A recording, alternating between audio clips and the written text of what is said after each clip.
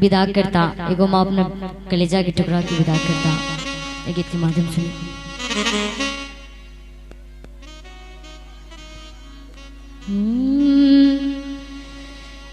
बड़ी रे जतना हम सिया धिया पोसलो सिया धिया पोसलो से हो सिया ले जा जो हो सिया राम ले जा।